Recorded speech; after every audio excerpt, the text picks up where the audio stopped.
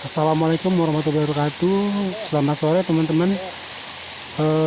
Saya Panji. Di sini saya akan melaporkan kondisi air Curug Cikulubung.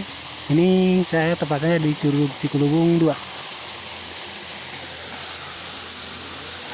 Untuk debit air, teman-teman bisa lihat sendiri. Di sini debitnya stabil seperti biasanya. Walaupun sedang kekeringan, tapi di sini airnya stabil, tidak kering seperti curug-curug yang lainnya. Saya dapat info dari teman-teman bahwa curug-curug lain itu kekeringan, sedangkan di sini teman-teman bisa lihat sendiri, ini Curug Cikulubung 2 ya. Mungkin teman-teman yang masih bingung mau ke Curug Cikulubung 1 atau 2, dua-duanya punya kelebihan dan kekurangan masing-masingnya. Sekarang kita review dulu nih yang Curug Cikulubung 2. Pertama dari curugnya ya. Mungkin teman-teman bisa lihat curugnya ini kecil ya. Ini bisa lebih kecil lagi dari ini. Ini karena seminggu ini alhamdulillah turun hujan di daerah sini kalau sore. Ini mungkin normalnya nggak seperti ini.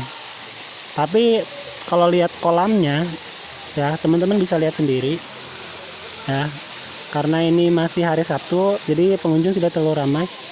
Teman-teman kayak punya kolam pribadi sendiri ya. Untuk warna air itu warnanya warna hijau, ditambah lagi disorot oleh cahaya matahari, teman-teman bisa lihat. Nah, adapun kita lihat di samping kiri saya itu warna coklat. Kenapa warna coklat? Karena itu pengaruh dari pengunjung yang menginjak pasir dan bebatuan. Oke teman-teman, buat teman-teman yang mau ke Curug, kita buka sampai jam 5 ya. Adapun bukanya udah buka kita dari jam 8. Oke teman-teman, selain itu di Curug 2 ada Curug Pelangi. Nah, di sana bisa lihat